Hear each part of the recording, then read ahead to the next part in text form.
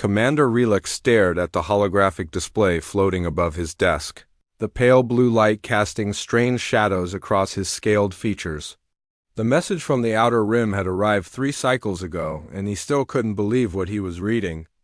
A species calling themselves humans had sent a formal request to join the Galactic Council, complete with star charts, biological data, and what appeared to be their entire cultural database. The problem wasn't the request itself, new species applied for membership regularly, and the Council had well-established protocols for integration. The problem was the planet they claimed to call home. Computer, display planetary classification for Sol 3, also known as Earth. Relay commanded. The hologram shifted, showing a blue and green world that looked deceptively peaceful from orbit. But the data scrolling beside it told a different story. Entirely. Classification, Deathworld Class 12, extreme atmospheric instability, frequent seismic activity, dangerous radiation levels from local star, gravity 2.7 times galactic standard. Atmospheric composition includes 21% oxygen, classified as highly combustible. Weather patterns include cyclonic, storms capable of destroying major settlements. Recommendation: no contact advised. Rylak's assistant, a young cavalry named Nira, peered over his shoulder at the display. "Sir, surely there's been some mistake in the transmission. No sentient species could possibly evolve on a world like that, let alone build a civilization advanced enough for space travel." "That's what I thought too," Rillick muttered, pulling up another file. "But look at this. Their mathematical principles are sound, their physics accurate, and their star charts are more detailed than anything we've seen from a first-contact species. They even included entertainment programs that show remarkable cultural sophistication." Nira watched as a human. Entertainment program played on the screen. It showed humans running voluntarily, apparently for enjoyment, in what appeared to be a controlled environment. "They exercise recreationally," she whispered in horror. "What kind of species puts their bodies through unnecessary stress for fun?" "The kind that survives on a Class 12 Deathworld, apparently," Rillick said grimly. He stood up and walked to the window overlooking the council chambers. "I've been reviewing their biological data. They're carbon-based like most of us, but their bone density is 3 times higher than the galactic average. Their muscle fibers are designed for explosive power rather than endurance. And their healing factor is remarkable." "Their healing factor?" "Can survive losing up to 30% of their blood volume. They regrow damaged tissue. Their bones actually become stronger after being broken and healed. It's like they're designed for constant trauma recovery." The 2 officials stood in silence for a moment, processing this information. Finally, Nira spoke up. "What did the council decide about their application?" Rillick sighed and returned to his desk. "They voted to proceed with standard first contact protocols. Ambassador Thera will lead the delegation aboard the Harmony's Light. They'll establish preliminary contact, assess the species' technological and cultural development, and determine if they're suitable for council membership. And if they're not suitable, then we'll politely decline their application and recommend they reapply in a few hundred cycles, assuming they survive that long on their world." Nira looked worried. "Sir, shouldn't we warn Ambassador Thera about the planetary conditions? The atmospheric composition alone could be dangerous to most council species." "I've already sent her the full planetary report," Rillick replied. "She's bringing environmental suits rated for Class X conditions.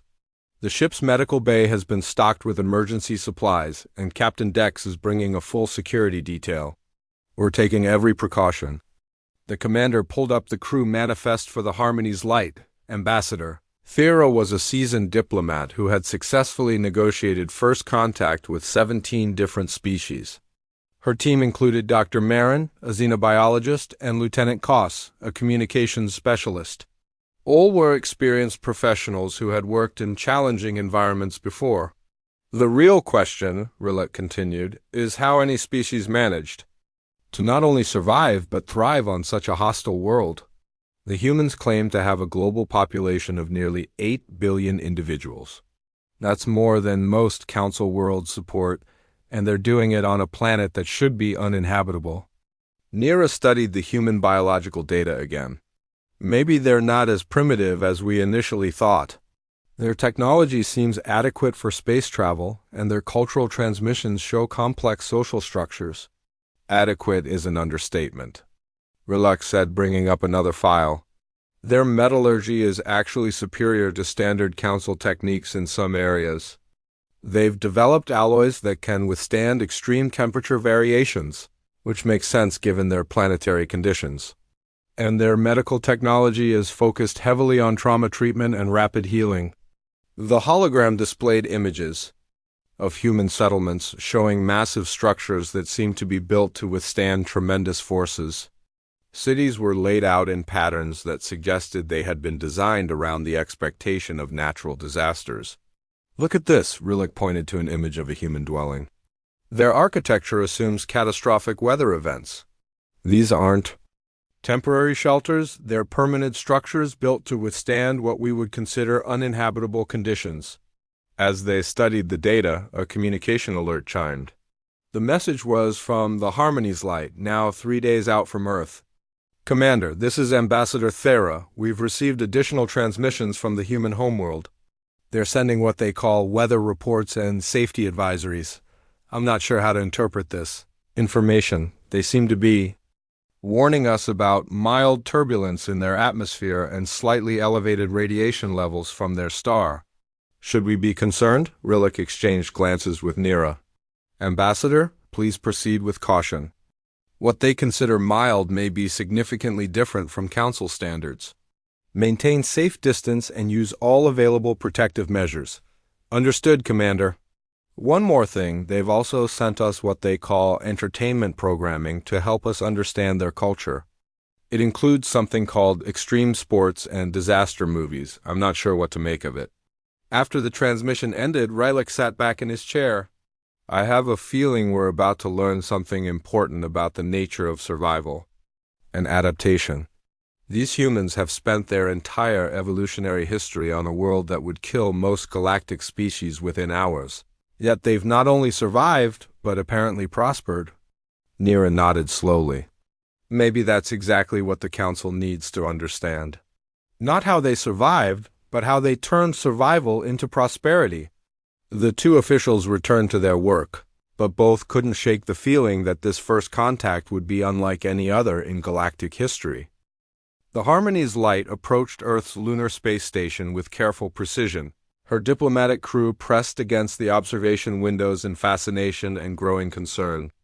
Ambassador Thera had seen many worlds in her career, but nothing had prepared her for the sight of a Class 12 Deathworld that actually supported a thriving civilization.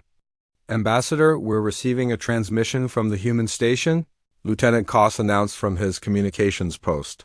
They're requesting permission to dock and are providing navigation assistance. Navigation assistance? Dr. Marin asked, studying the readouts on her scanner. The local space is filled with debris. How do they navigate through all of this? Captain Dex pointed to the view screen where small metallic objects streaked past at high velocity. Those aren't debris fields, Doctor. According to our sensors, those are meteoroids. This system is under constant bombardment from space rocks. Thera felt her throat tighten. And they built a space station here anyway? Not just built it, Ambassador, Koss replied, monitoring the communications channel. They sound completely relaxed about it. The human controller just said, and I quote, "Welcome to Luna Station. We've got clear skies and light meteor showers. Today, perfect weather for docking." The Harmony's Light carefully maneuvered into the station's docking bay, guided by remarkably efficient human controllers who treated the dangerous approach as routine. As the airlock sealed and atmosphere equalized, the diplomatic team made final preparations for first contact. Remember, Thera addressed her team, we're dealing with a species that has survived in conditions that would be lethal to most galactic civilizations. They may have different concepts of safety and danger than we do. The airlock opened and they were greeted by a group of humans led by a tall, gray-haired man wearing what appeared to be a simple fabric uniform. He smiled warmly and extended his hand in what their cultural briefings had described as a greeting gesture.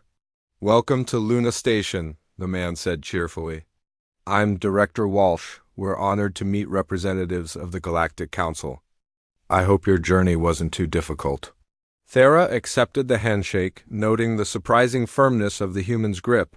Thank you for receiving us, Director.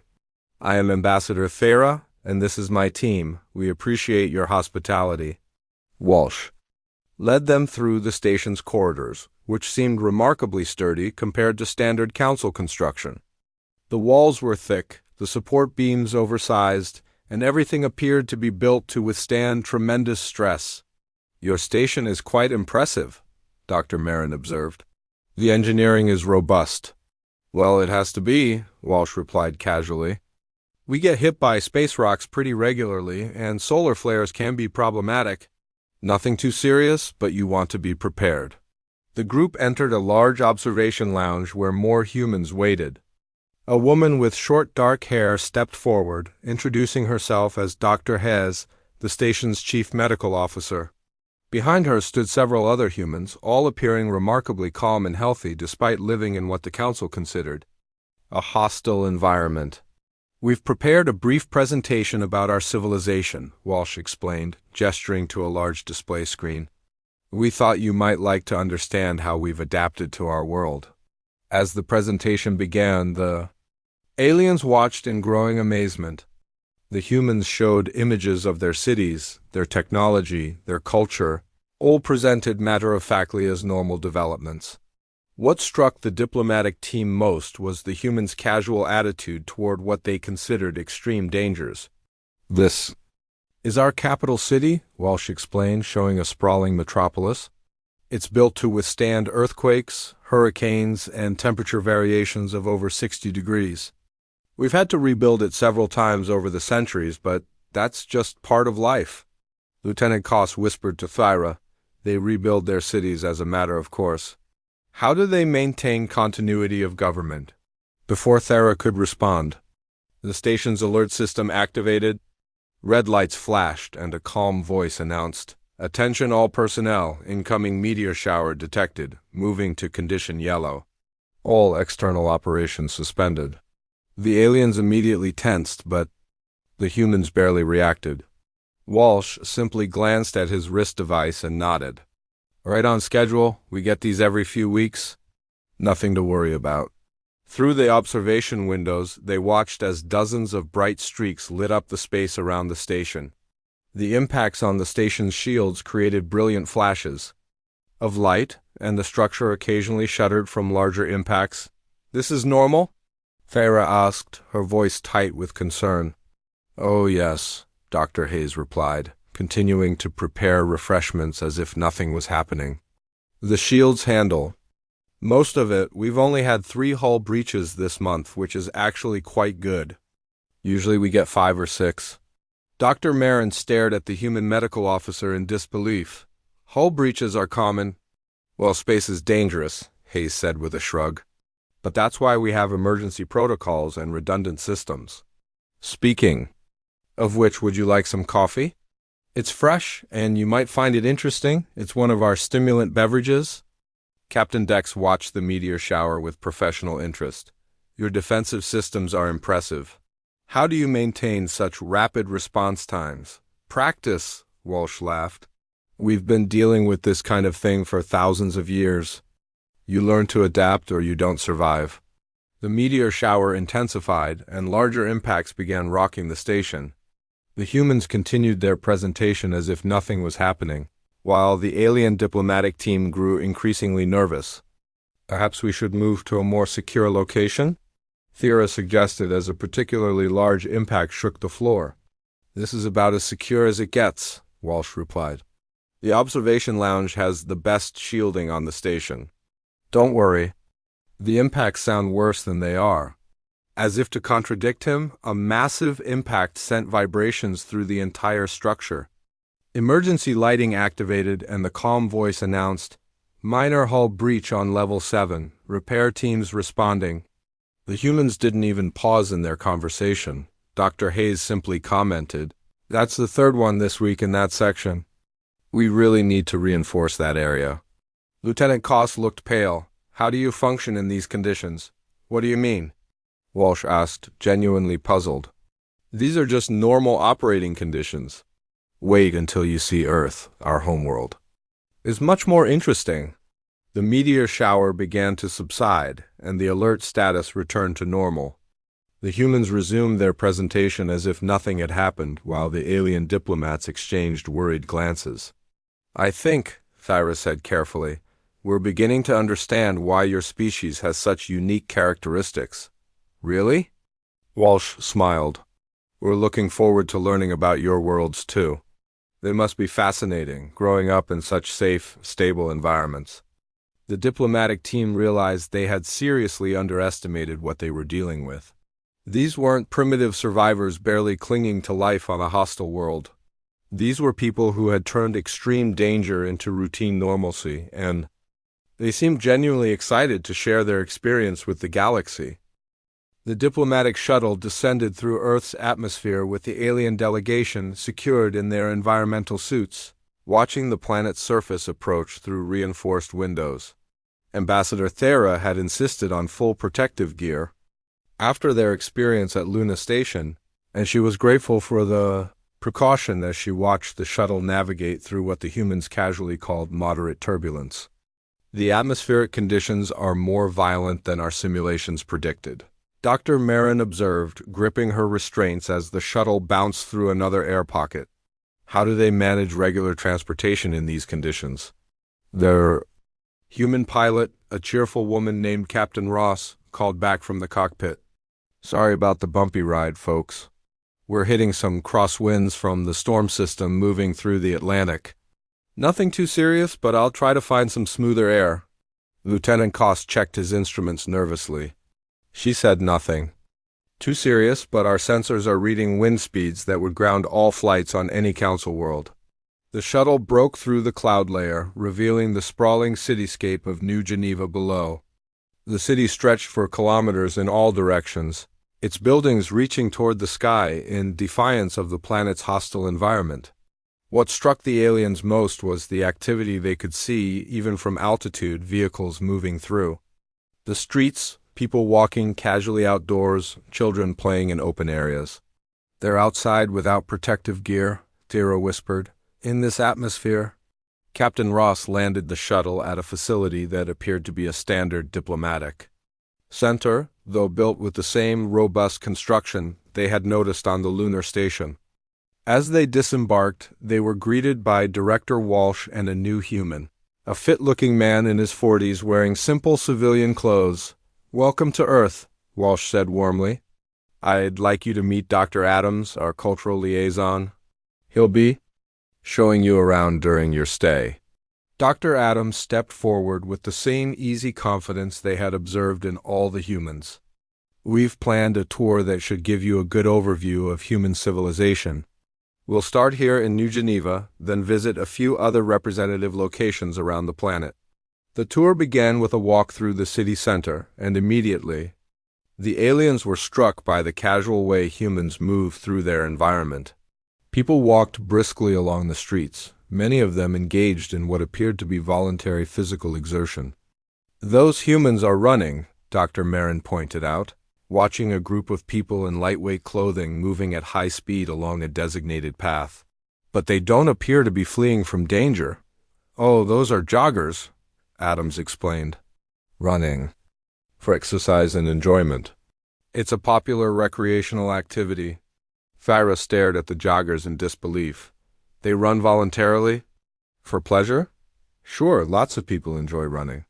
It's good exercise, helps with stress relief, and many find it mentally relaxing. The concept of voluntary physical stress for mental relaxation was so foreign to the aliens that they spent several minutes trying to understand it. On council worlds, physical exertion was something to be avoided whenever possible. Their next stop was a local park where they witnessed something even more puzzling. Humans were engaged in various physical activities, throwing balls, chasing each other, and lifting heavy objects repeatedly. This is recreational too? Captain Dex asked, watching a group of humans engaged in what appeared to be ritualized combat with their feet and a spherical object. Football, Adams said proudly. One of our most popular sports. Two teams compete to move the ball into the opposing team's goal area. And they do this for fun? Absolutely. Millions of people play football, and billions watch it. We have professional leagues, amateur leagues, children's leagues. It's a huge part of our culture. The aliens watched in fascination as the humans crashed into each other repeatedly, got up, and continued playing with apparent enjoyment. Several players were clearly injured but continued participating. The injured ones aren't seeking medical attention, Lieutenant Koss observed. Those are minor injuries, Adams replied. Bruises, maybe a small cut, nothing that would stop a game. Players are tough. The tour continued to a local restaurant where the humans insisted their guests try Earth food. The aliens watched in horror as the humans consumed what appeared to be controlled toxins. This beverage contains ethanol, Dr. Marin said, scanning her drink with a medical tricorder. This is poison to most galactic species. Beer, Adams said cheerfully, raising his glass. One of humanity's great achievements. We've been brewing alcoholic beverages for thousands of years. You voluntarily consume poison for enjoyment? Well, it's not really poison if you drink it in moderation. It has a pleasant effect on mood and social interaction, though I suppose it is technically a toxin. The aliens exchanged worried glances. They were beginning to understand that humans had a very different relationship with danger than the rest of the galaxy. Their next destination was the Australian continent, where they met Tom, a wildlife ranger who had volunteered to show them Earth's natural environment. Tom greeted them with a relaxed smile and immediately began introducing them to the local fauna. Now this little fellow is completely harmless, Tom said, holding up a creature that their scanners identified as highly venomous. Australian huntsman spider. Big as your hand but gentle as a kitten. Thyra nearly fainted. Your scanners must be malfunctioning. That creature could kill most council species with a single bite. Oh no, huntsmen aren't dangerous to humans at all. We keep them around because they eat the actually dangerous spiders. There are more dangerous spiders? Tom laughed. Well, sure, we've got funnel webs, redbacks, a few others, but they're not too bad if you know what you're doing. The tour of Australian wildlife continued with Tom casually introducing them to creatures that would be classified as extreme biological hazards on any council world. Snakes that could kill with a single bite, jellyfish that could stop a heart, and something called a platypus that was apparently venomous despite being a mammal. How do you survive in this environment? Dr. Marin asked, watching Tom handle what appeared to be a miniature dragon. Bearded dragon, Tom explained. Completely harmless, actually. You just need to understand the animals and respect them. Most of them won't bother you if you don't bother them. The final stop of the day was at a beach where humans were engaged in an activity that made the aliens question their sanity entirely. People were standing on narrow boards, riding waves that their instruments measured as several meters high and moving at dangerous speeds. Surfing, Adams explained. Very popular recreational activity. The bigger the waves, the more exciting it is. They're deliberately placing themselves in danger for excitement? Tara asked, watching a human disappear beneath a massive wave, only to emerge moments later, apparently unharmed and smiling. That's the point. The challenge is what makes it fun. Captain Dex watched the surfers with professional interest. Their reflexes and balance are remarkable, and they seem to recover quickly from what should be serious injuries. Humans are pretty resilient, Adams agreed. We've had to be. As the day concluded, the aliens found themselves in their accommodations, a hotel that seemed luxurious by human standards but was built like a fortress by council standards. Outside their windows, they could see humans continuing their daily activities as the planet's violent weather systems moved overhead. These aren't primitive survivors, Thera said to her team as they prepared their report. These are people who have turned one of the most dangerous environments in the galaxy into a playground. Dr. Marin nodded, reviewing her biological scans. Their adaptation is remarkable. They've developed physical and mental resilience that allows them to thrive in conditions that would be lethal to most galactic species. And they seem to enjoy it, Lieutenant Koss added. They've turned survival into recreation. Outside their window, lightning flashed across the sky as a storm system moved through the area. The humans barely seemed to notice, continuing their evening activities as if the violent weather was simply part of the background.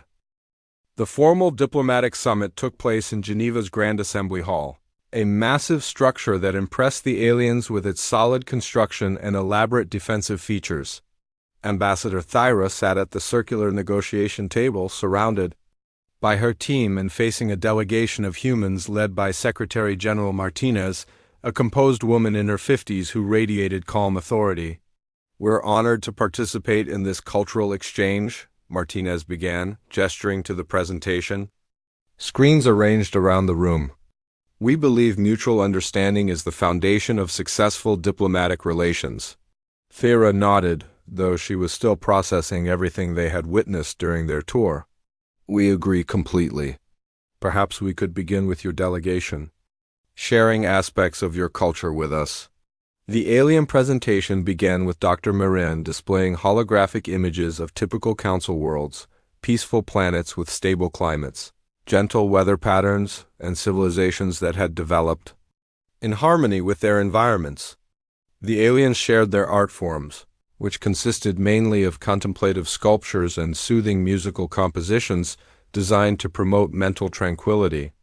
"Our cultures emphasize harmony and balance," Thera explained. "We believe that civilization reaches its highest form when conflict is minimized and citizens can live in peace and safety." The humans listened politely, asking thoughtful questions about council technology and social structures. Secretary Martinez seemed particularly interested in their conflict resolution mechanisms and their approaches to interspecies cooperation. "Your civilizations sound wonderfully peaceful," Martinez said sincerely. "We admire societies that have achieved such stability." "And now," Thera said, "we would be honored to learn about human culture and achievements." Captain Morris of the Earth Defense Force stood up and activated the human presentation system. "I'll begin with a brief overview of human historical development, which should help you understand our current civilization." The first images showed early human settlements, and Morris began narrating in the same casual tone the aliens had heard from all humans. "Humans developed agriculture about 10,000 years ago, which allowed us to build permanent settlements. Of course, we had to deal with regular natural disasters, floods, earthquakes, volcanic eruptions, ice ages, but we adapted pretty well." Dr. Marin leaned forward. "Ice ages? Your planet periodically becomes uninhabitable?" "Well, more difficult to live on," Morris replied. "The ice ages lasted thousands of years each, and most of the planet became covered in glaciers. Temperatures dropped, food became scarce, and human populations had to migrate or develop new survival techniques." "How did you survive?" "We got better at making tools, building shelters, hunting, and working together. Humans are pretty good at adapting to changing conditions." The presentation continued with images of human technological development, but what struck the aliens wasn't the advancement of science and engineering. It was the casual way Morris described catastrophic events that would have destroyed most council civilizations. "Around this time we had the Black Death, which killed about a third of our population," Morris said, showing medieval imagery.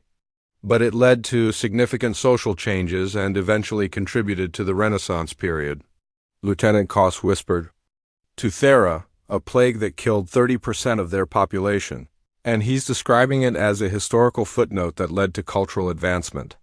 The presentation moved into more recent history, and Morris began showing images of human warfare.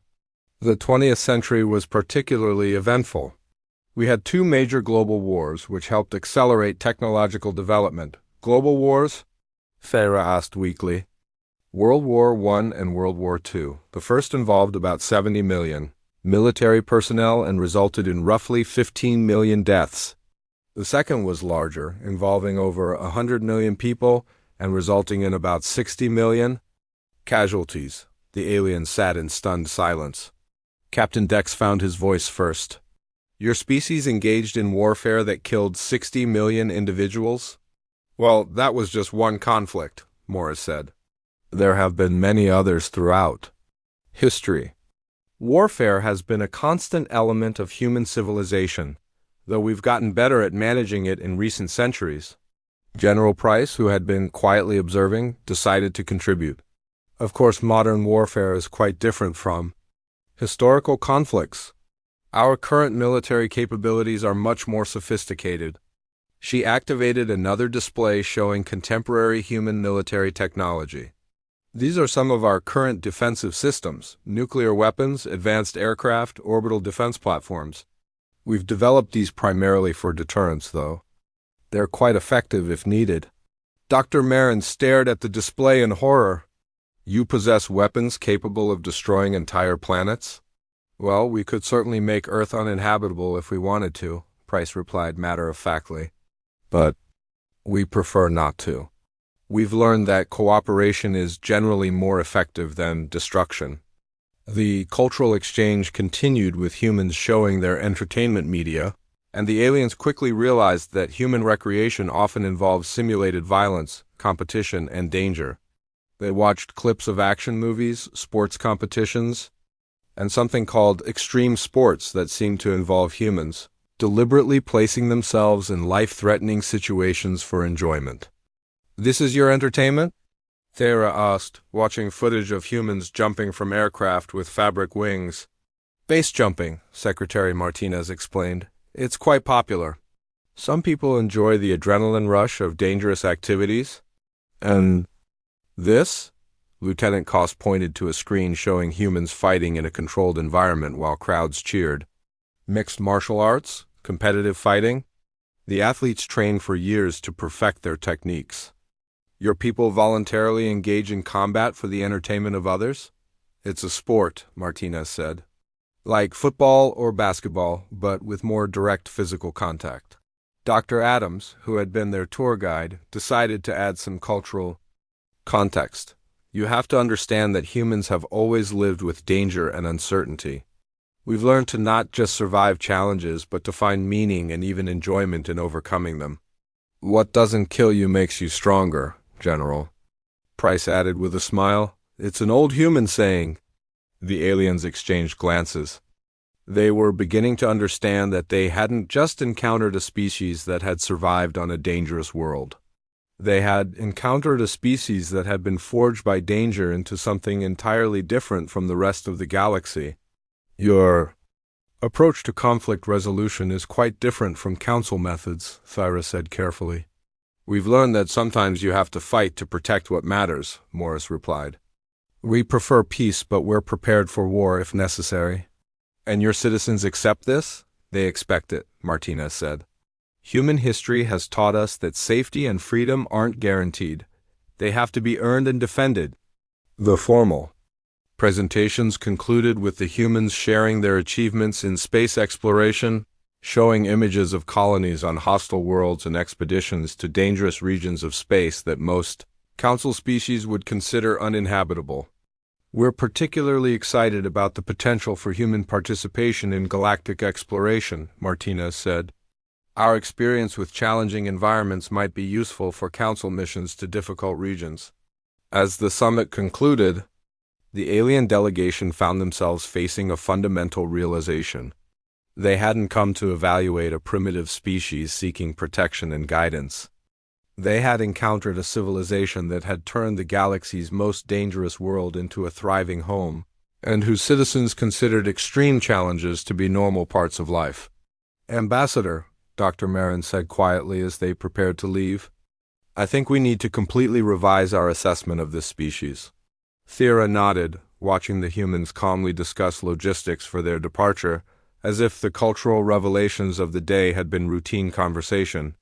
Indeed, I suspect the Council is going to be very surprised by our report.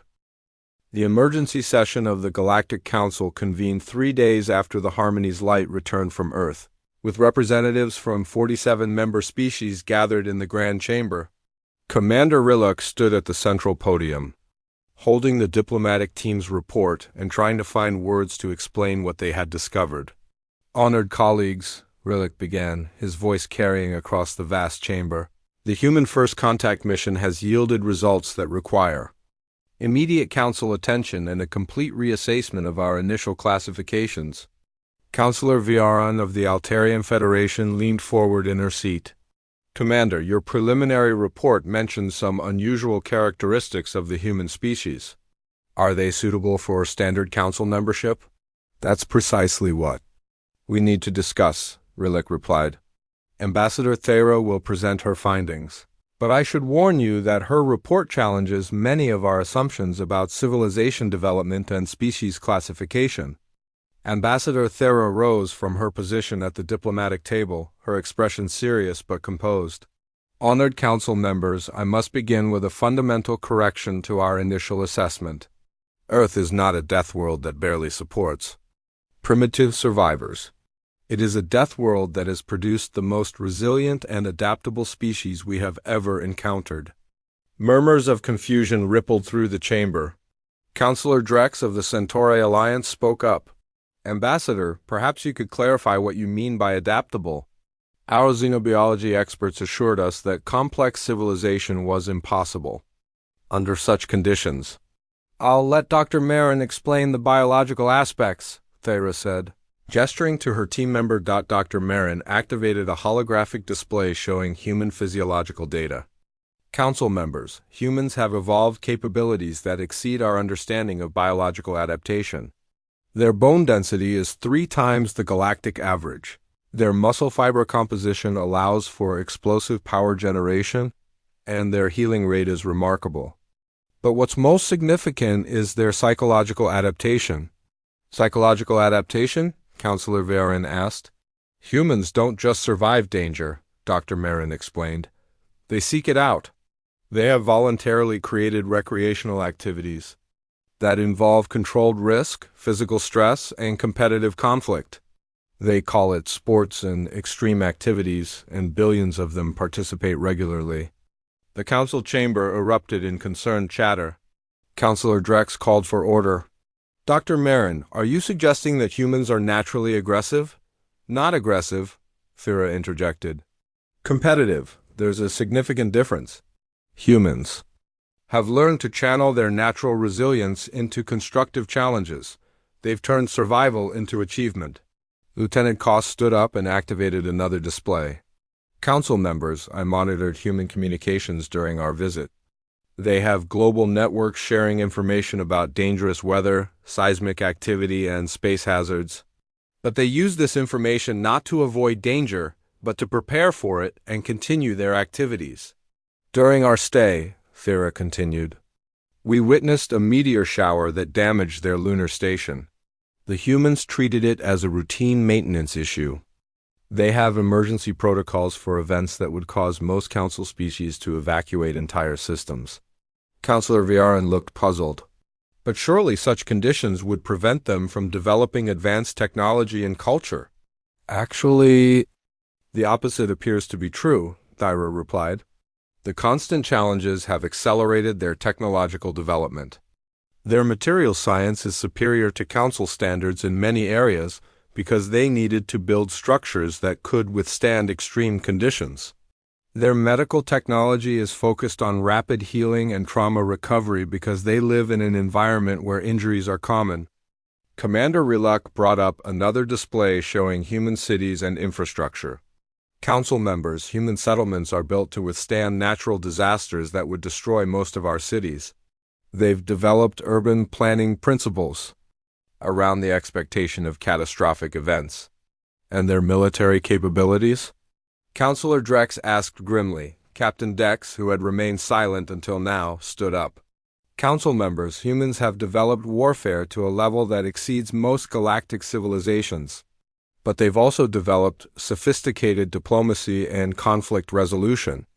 They understand both the necessity of strength and the value of peace. Are they a threat to galactic security?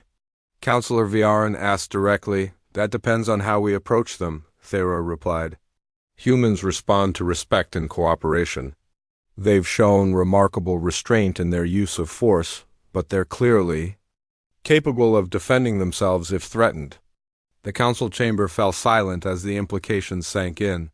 Finally, Councillor Drex spoke. Ambassador, what is your recommendation regarding human membership in the Council? Thera looked around the chamber, meeting the eyes of representatives from dozens of species. Honored colleagues, I believe we need to create a new category of membership. Humans aren't seeking our protection or guidance. They're offering to share their unique capabilities with the galactic community. What kind of capabilities? Counselor Vearan asked.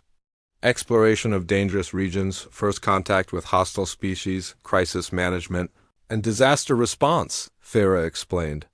Humans have spent their entire history learning to thrive in conditions that would be impossible for most of us.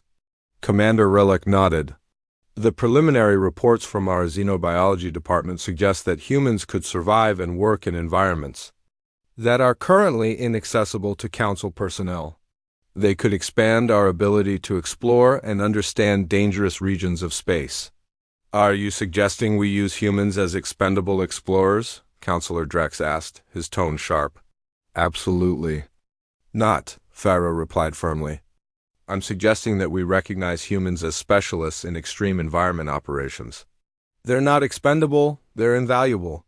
The debate continued for hours, with various council members raising concerns about human psychology, their capacity for violence, and their unusual approach to risk management.